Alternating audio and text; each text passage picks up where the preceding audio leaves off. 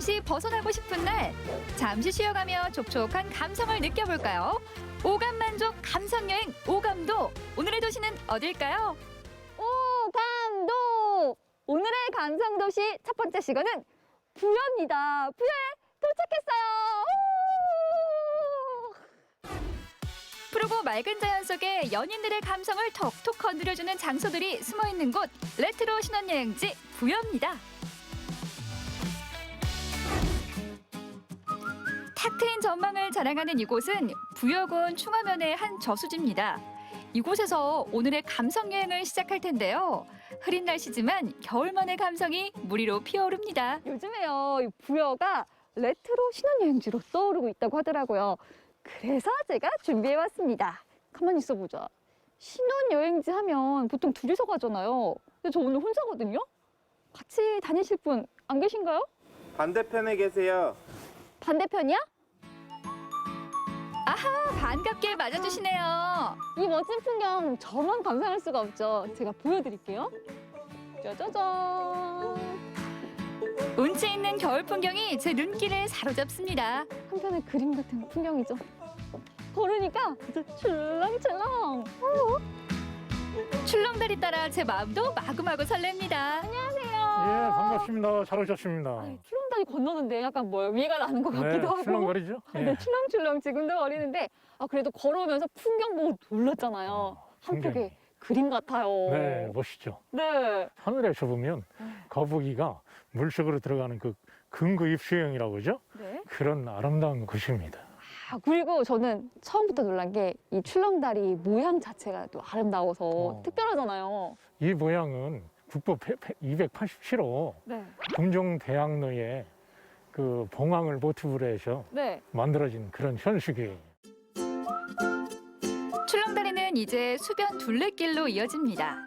저수지 주변으로 길게 이어진 수변 둘레길은 호젓하게 산책하기 그만인데요.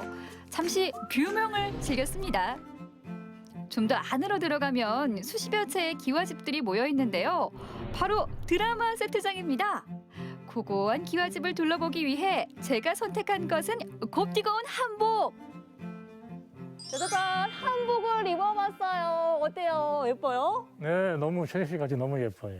여기가 바로 이 사극 세트장이거든요. 그래서 좀 어울릴 것 같아서 입어봤는데 쫙 둘러보니까 여기 땅의 기운이 좀 남다른 것 같아요. 계백장군이 태어난 성지고 대풍시 세트와 소등의 드라마 세트가 같이 어우러져서 많은 관광객들이 많이 우시면서도 지금 현재까지 촬영을 계속 유지하고 찍고 있는 그런 아름다운 곳입니다.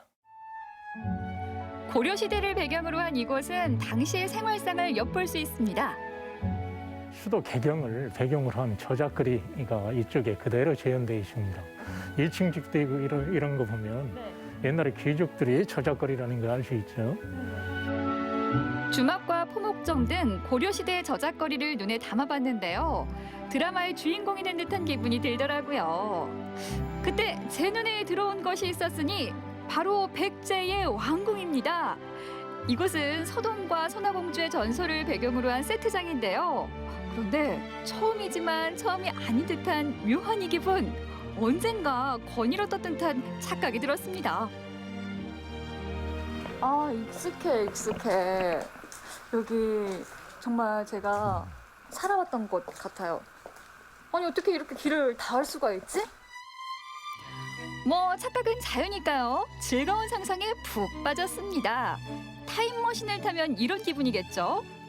2021년에서 백제시대로 시간 이동을 해봤는데요. 꿈을 꾸듯 이런저런 상상을 하며 시간 가는 줄 몰랐습니다. 세트장 곳곳을 돌아다녀 보니까 이게 구경하는 재미도 있고요. 역사 여행, 또 시간 여행을 하는 기분도 들었는데 아니, 잠깐만요. 이번엔 드라마 세트장 바로 옆 짚라인 체험장으로 공간 이동.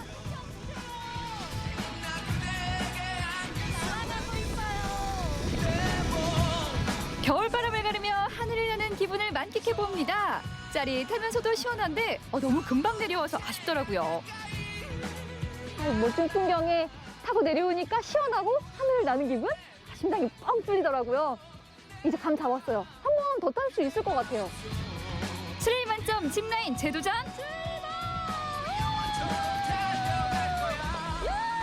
오늘의 주인공 있어서. 서동과 선우공주의 전설을 뒤로하고 이번엔 푸근한 감성을 느끼러 가볼까요? 하얀 눈 대신 겨울비가 내리고 황토로 지은 한옥 펜션 카페가 더 친근하게 다가옵니다. 밖에 있다가 추웠는데 따뜻해서 좋고요. 여기저기 아기자기 예쁜 소품들이 많이 들어쳐 있어요. 보세요. 쫙.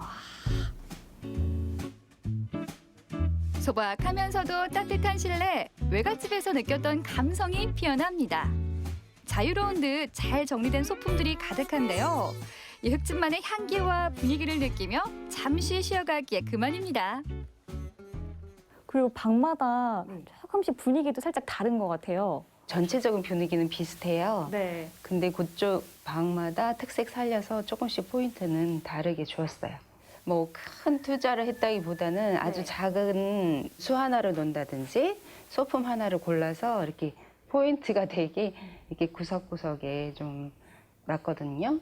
그렇게 좀 생각해서 꾸미신 이유가 있을 것 같아요.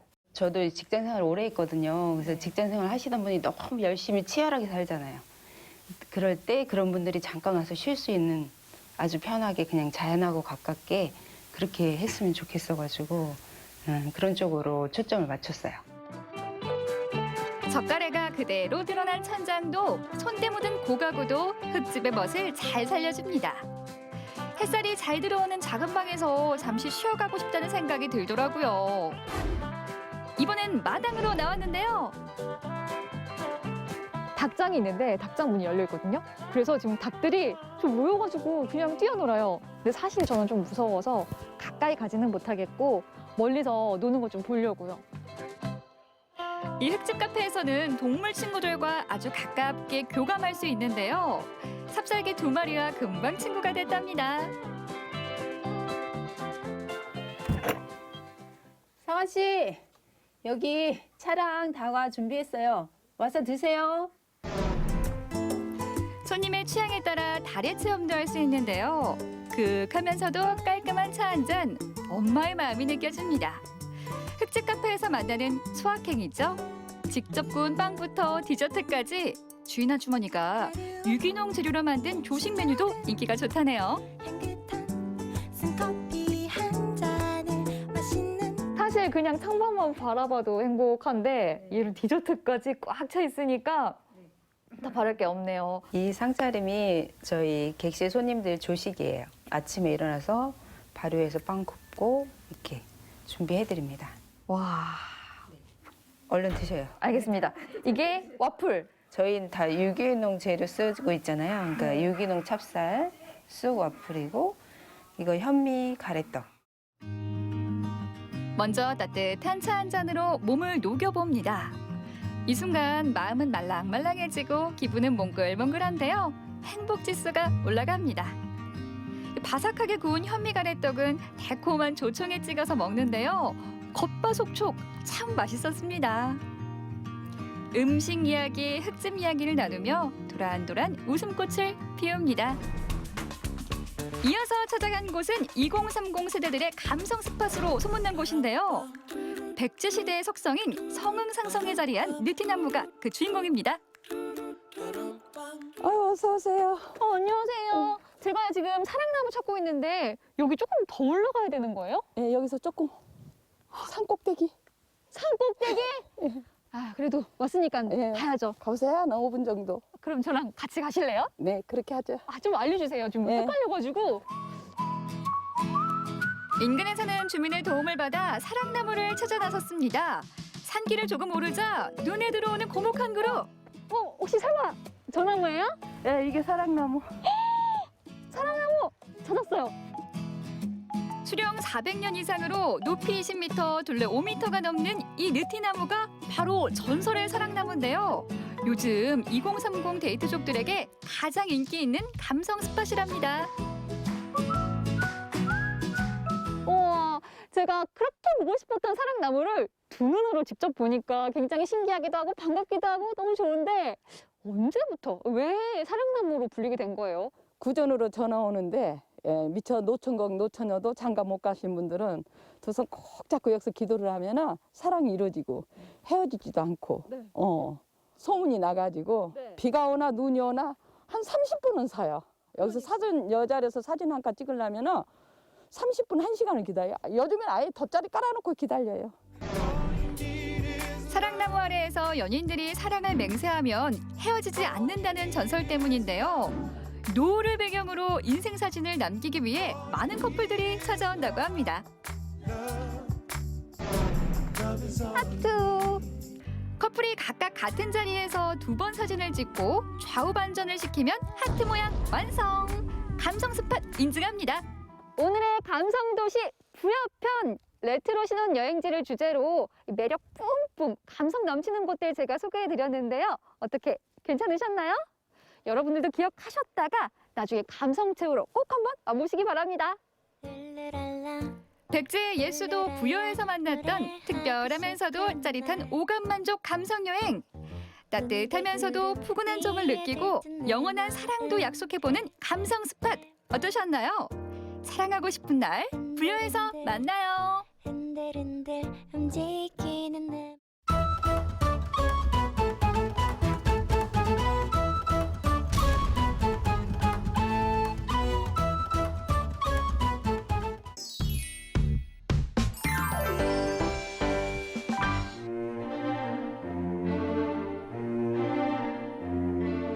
눈 온다, 눈. 여기 왔나? 이 동네인데. 여기 맞으신가? 아이고. 혹시 최동칠 선 계십니까? 예. 아버지 안녕하십니까, 아버지? 예, 아버지 반갑습니다, 아버지.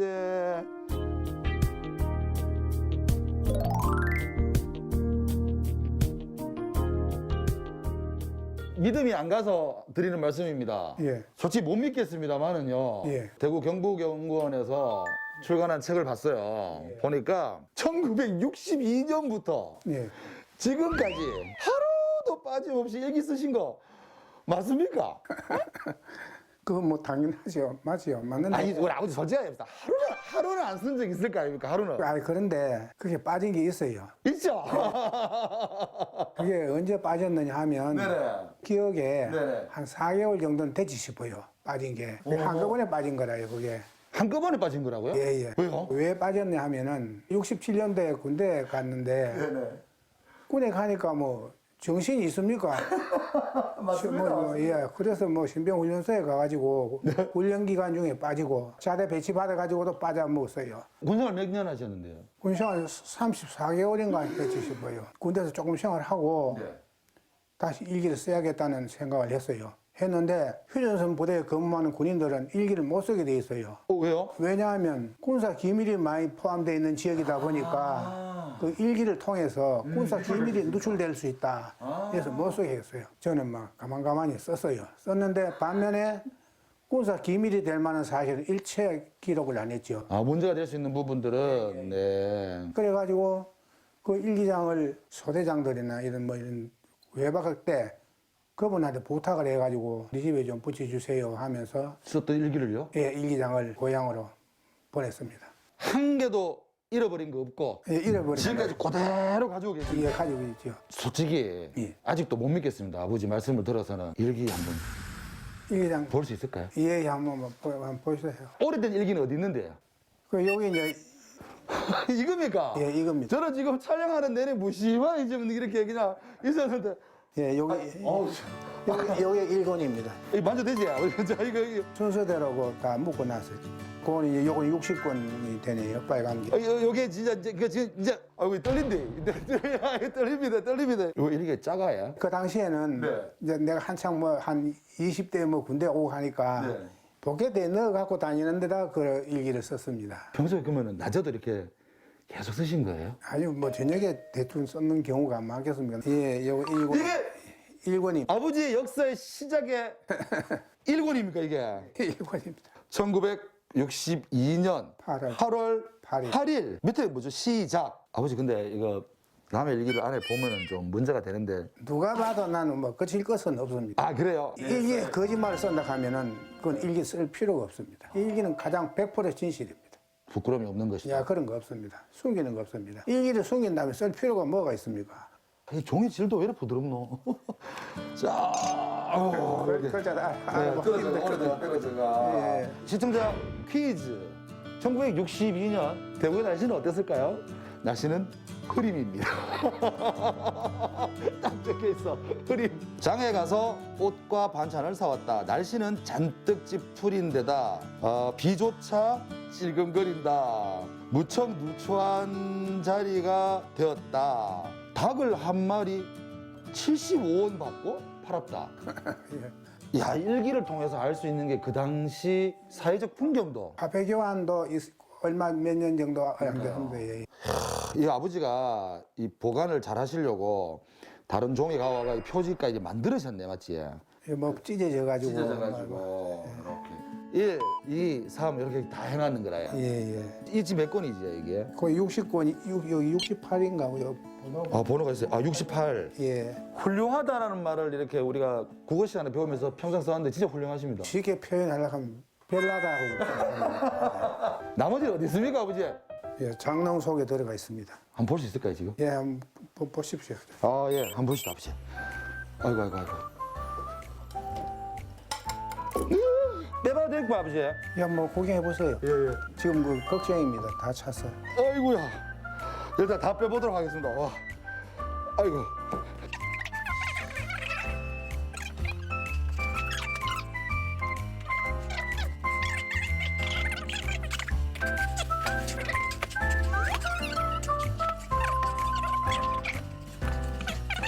저거 들고 입니까? 맞네. 이거 들기래.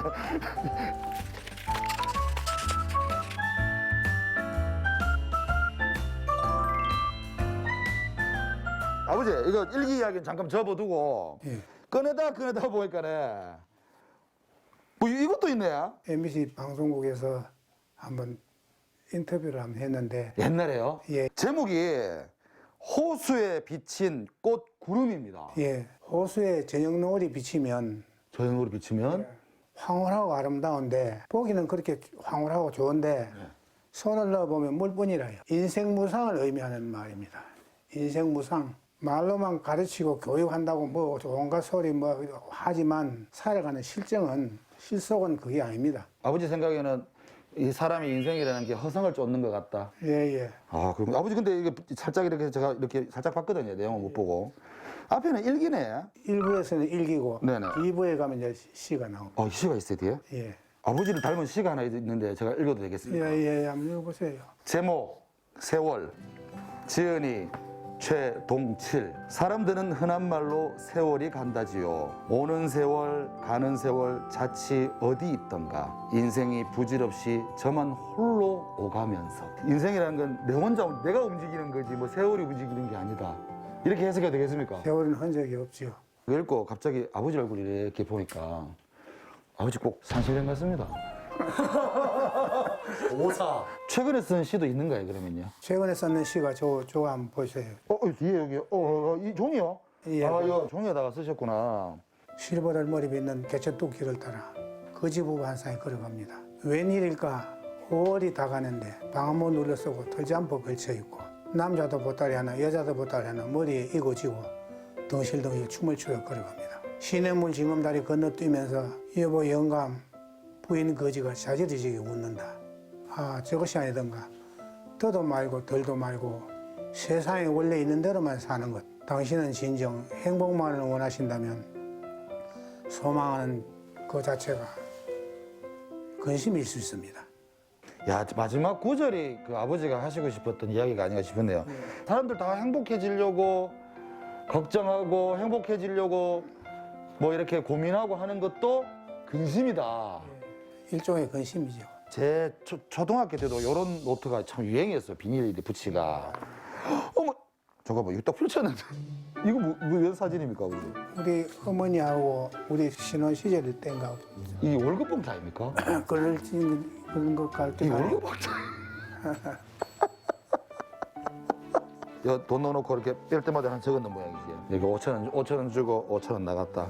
2,000원 주고 2,000원. 내가 이걸 또 꺼내는데요. 이거 뭐 두툼해 이렇게. 그래갖고 내가 이게 아버지 그 옛날 비상금인 같다. 아버지가 넣었다고 깜빡했는 모양이라고 딱 이렇게 열어봤어요. 여기 봉투가 하나 있어. 예. 병고. 백일떡. 우리 손녀 백일떡도 넣어놨는데 그러면 아드님 백일떡도 넣어놓고 이거 안 넣어놓은데 여기에. 두고 보고 싶어서 놨겠죠. 이 떡이 돌이 돼 있어, 돌이 돼 있어. 태어나신 해가 45년. 그 아버지가 그 유명한 해방동입니까? 그렇죠. 해방동이 하네. 예, 해방동이. 처음에 왜 쓰시게 되셨는데 그러면요? 내가 일기를 처음 쓰게 된 동기는 6학년이 되면서 중학교 갈 친구들은 과외 교육을 받고 중학교에 진학을 못하는 사람들은 전부 정규 수업을 마치고 나면 책보를 싸가지고 집으로 돌아왔습니다. 그래가지고 담임 선생님이 우리 아버지를 찾아뵙고 2번이나 찾아뵙고 아까운 아이인데 중학교 보내시지요. 하니까 우리 아버지께서 하신 말씀이 집 농사 짓고 일하는 것이 네. 제일 등 따시고 배부르다. 이걸 주장하셨습니다. 어른이들이 하시다 보니까 뭐 중학교를 못 가고 꼴망태 메고 댕기기가 막 바빴습니다. 겨울에는 나무지기 지고 태산줄령을 누웠습니다. 어른들 따라서. 국민학교 졸업을 하고 일기를 써보니까 일기가 오늘도 꼴도 들어가고 내일도 꼴도 들어가고 한 달 후에도 꼴도 들어가고 겨울이 되면 나무지기 지고 오늘도 산에 나무하러 가고 내일도 산에 나무하러 가고 일기를 써놓고 보면은 복사판이라요. 2달 쓰고 나면 몸소리가 나서 못 쓰겠어요. 맨날 오늘도 나무하러 갔다 가고 포기를 했어요.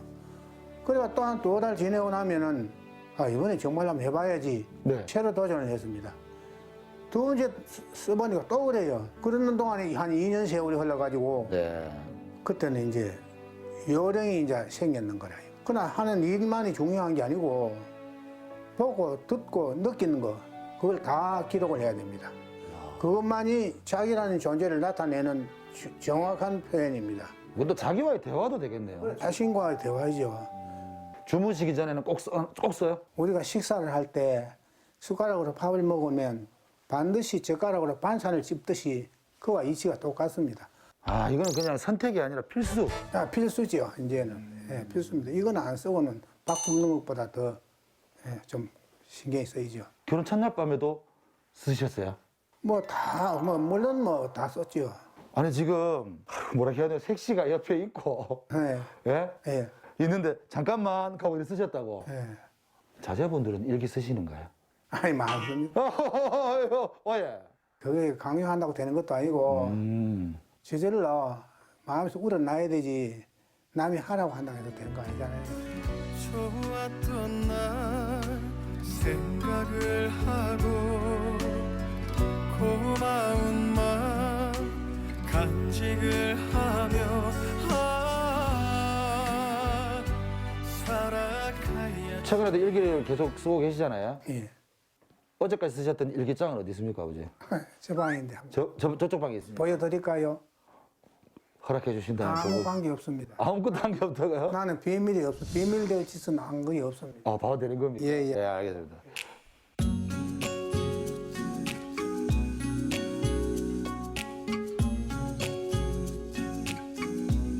여기 내 152권 일기장입니다.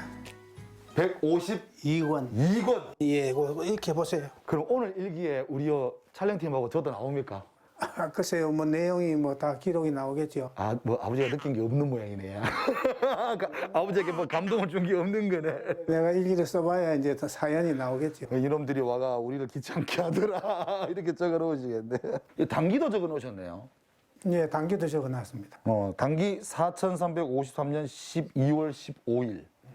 아, 오늘도 좀 쓰셨네. 우리 오기 전에. 그거 이제 아침에 딱 자고 깨면은 잊어버리기 전에 아침에 기록할 건 아침에 기록하고 요즘 시간이 한가하니까 네네네. 오늘은 MBC의 방문이 있어.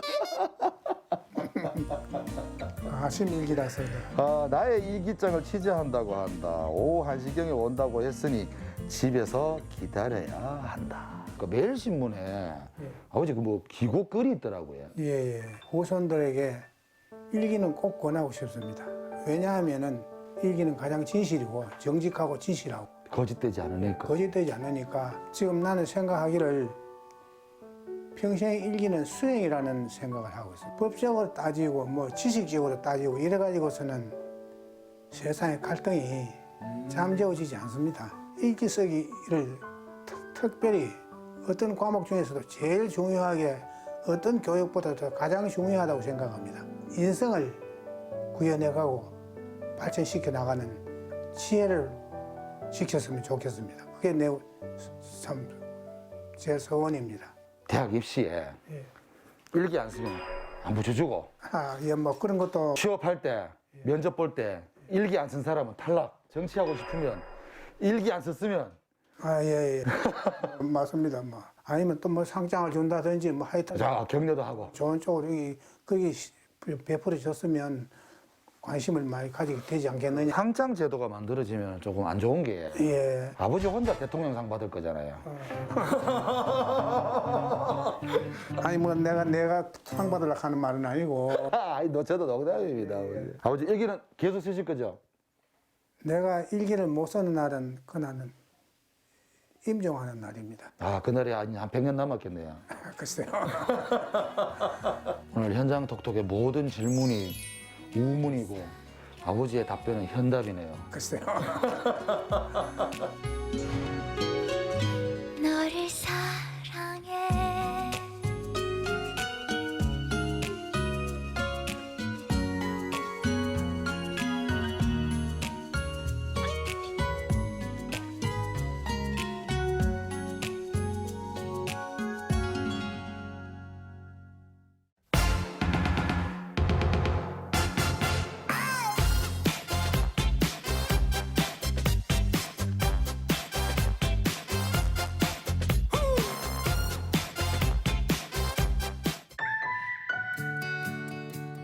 충주의 트렌드 세터들이 모인다는 핫플레이스 충주시 성내동을 찾았습니다. 이곳에 자리한 수많은 핫플 중에서도 특히 많은 사람들이 오간다는 한 카페가 보이는데요. 감성 충만한 카페 안, 그 안에서 핑크빛 분위기를 폴폴 풍기는 젊은 커플이 눈여겨보는 병의 정체는 다름 아닌 술.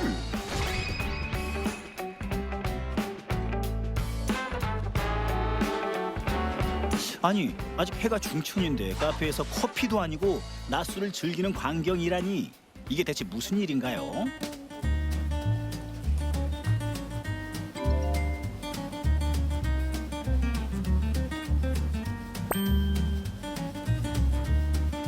안녕하세요.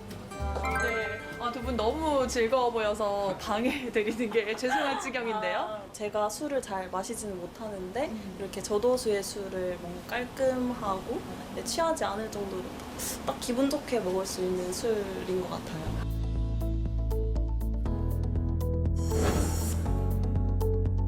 술을 잘 마시지 못하는 사람도 함께 어우러져 가볍게 즐길 수 있다는 술.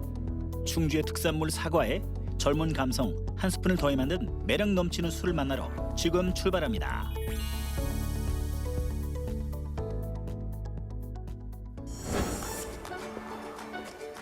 트렌디한 술을 찾아 나선 박지윤 리포터. 아니 그런데 이곳은 충주 외곽의 작은 시골 마을. 사무실 안도 평범하기 그지없어 보이는데요. 특별할 거 없어 보이는 이곳에서 정말 색다른 술을 만드는 것이 사실일까요? 안녕하세요. 네, 안녕하세요. 네, 여기 오면 정말 맛있고 특별한 술을 만날 수 있다고 해서 그 소문을 듣고 찾아왔습니다. 맞나요? 네, 잘 오셨습니다.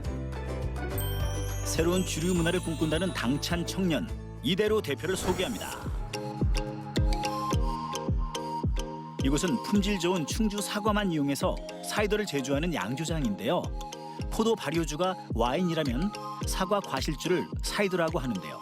국내에선 아직 익숙하지 않지만 미국, 유럽 등지에선 가볍게 즐길 수 있는 사이다가 젊은 층들 사이에선 인기라고 하는군요.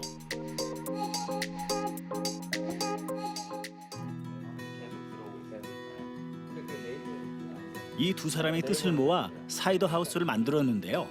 유학 시절 만난 선후배 사이라는 두 청년. 각각 금융과 부동산업에 종사하던 중 사이더의 매력에 빠져 충주란 낯선 도시에 정착하게 되었다고 합니다. 근데 애플사이더가 지금 대한민국에 엄청 많이 유행하고 있는 술은 아니잖아요. 네, 아직까지는. 어떻게 주조를 해보자 계기가 있으셨어요? 저희가 이제 공동창업자 구성부이사랑 저랑 이제 해외에서 유학생활 좀 오래 했는데 이제 해외에서 이런 제품들 접하다 보니까 좀 가볍게 좀 편하게 부담 없이 마시는 뭐 그런 술 문화도 있지만 그 제품 자체가 가볍고 편하게 마실 수 있는 술이라서 네. 저희가 그런 뭐 플레이어로서 역할을 또 할 수 있을 것 같아서 네, 그래서 또 시작을 했습니다. 오, 또 충주의 사랑, 충주의 대표가 또 사과잖아요. 그래서 더 기대가 돼요. 네. 그래서 저희도 사실 충주 사람들은 아닌데 네. 충주 사과, 그리고 충주 자연환경이 너무 이 근처에 또 여러 가지 그 농산물이 많이 나기 때문에 충주의 매력에 네. 끌려서 왔습니다. 그러니까 충주 사과를 찾아서 여기까지 오신 거네요? 네, 맞습니다. 우와, 열정이. 이곳에선 총 6가지의 애플 사이더를 생산하고 있는데요. 질 좋은 충주 사과만을 엄선해서 착즙한 후 순도 100% 사과즙을 1차로 발효하고 천연 재료를 혼합해 또다시 발효와 숙성 과정을 거친다고 합니다. 1차 발효를 마친 사과즙은 사이더의 맛을 좌우하는 기본 원료로 이렇게 매일 발효 상태를 체크하고 있다는데요.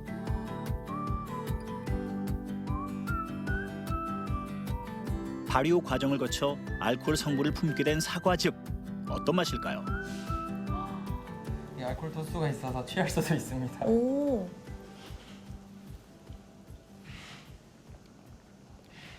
와, 단맛은 거의 없죠. 단맛은 거의 없고요. 상큼하고. 네. 이 발효 원액에 천연 재료나 다양한 과일을 블렌딩하면 비로소 애플 사이더가 탄생하는데요. 감성 가득한 사이더의 이미지를 고스란히 담고 예쁜 병 모양과 포장 라벨 정말 예쁘죠?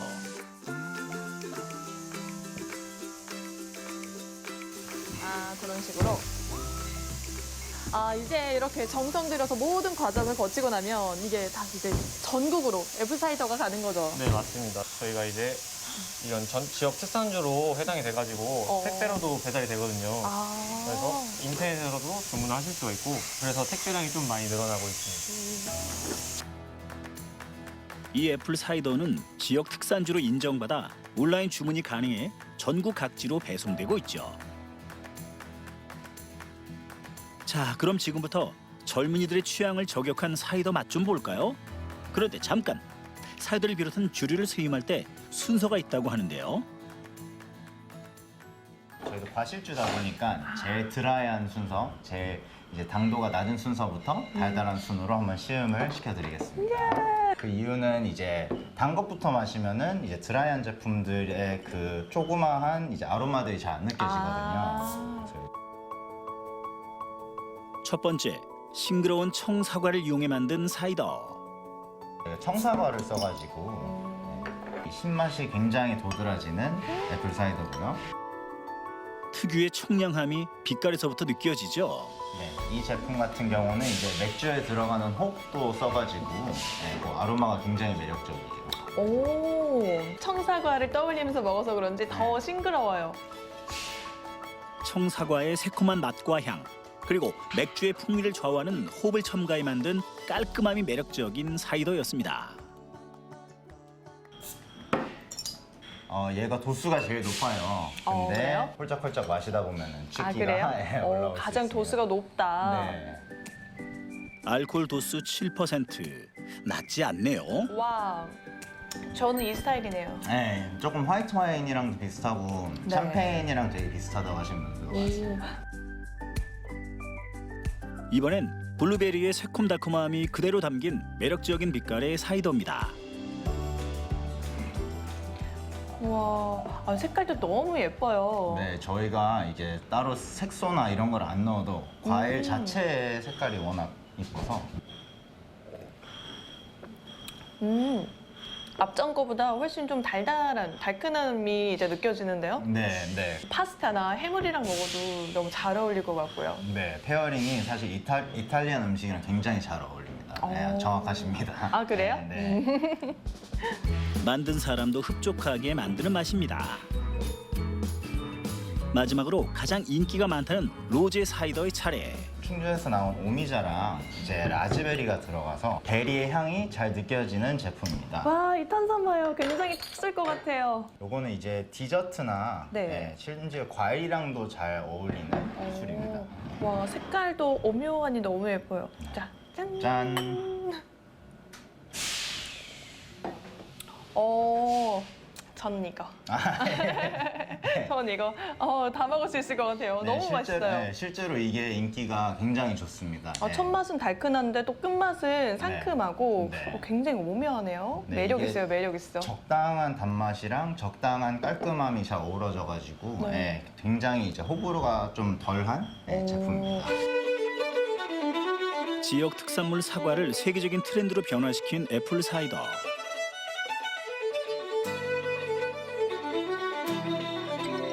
자유분방한 주류 문화를 꿈꾸는 젊은이들이 모이는 곳답게 회사 분위기도 유쾌한데요.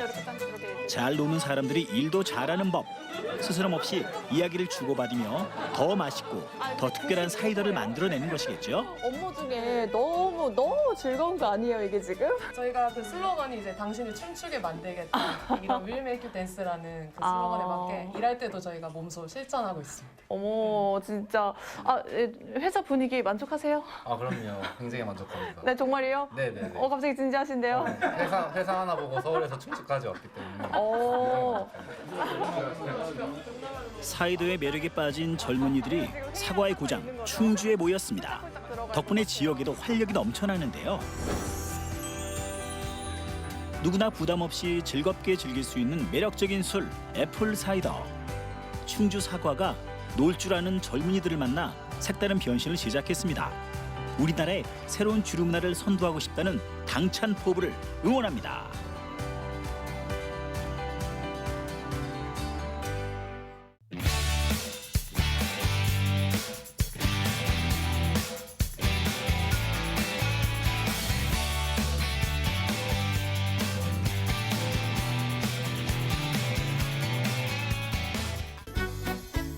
교과서에서 봤던 경주는 잠시 잊고 경주를 새롭게 만나기 위해 여행을 시작합니다. 여러분이 몰랐던 경주를 보여드릴게요.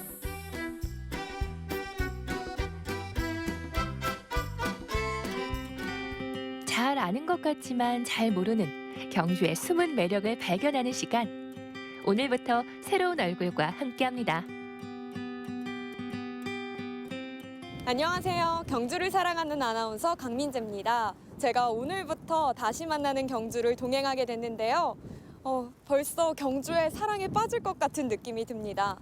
근데 제가 아직 경주에 대해서 잘 몰라서 이 코너를 통해서 정말 열심히 배워보도록 하겠습니다. 오늘 다시 만나는 경주, 저와 함께 시작해볼까요?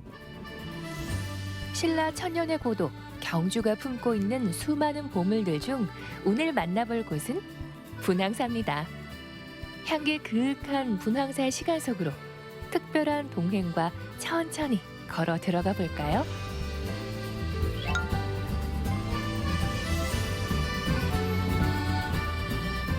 제가 오늘 분황사를 딱 처음 와봤는데 분황사 이름을 듣자마자 든 생각이 분황사? 황제를 위한 절인가? 이런 생각이 들었거든요. 혹시 분황사가 어떤 뜻을 갖고 있나요? 분은 이제 향기롭다는 뜻을 가지고 있고 이제 황은 임금이라는 뜻입니다. 그래서 이제 분황은 향기로운 임금이라는 뜻을 가지고 있어서 이제 분황사는 향기로운 임금의 절이라고 할 수 있습니다. 이제 선덕 여왕이 이제 즉위할 무렵 이제 당시 신라 사람들 가운데 일부는 이제 불만을 가지고 있었는데 이런 불만을 잠재우고 여왕의 권위를 세워주기 위해서 건설한 것으로 추정이 됩니다. 그러면 분황사, 향기로운 여왕의 사찰 정도라고 또 정리를 할 수 있을 것 같은데 어쩐지 제가 분황사 이름 딱 듣자마자 오자마자 여기 저를 위한 절인가? 이런 생각이 들었거든요. 딱 제 취향인 것 같아요. 맞죠? 그쵸? 신라 최초의 여왕인 선덕 여왕의 자취가 깊게 남아있는 분황사.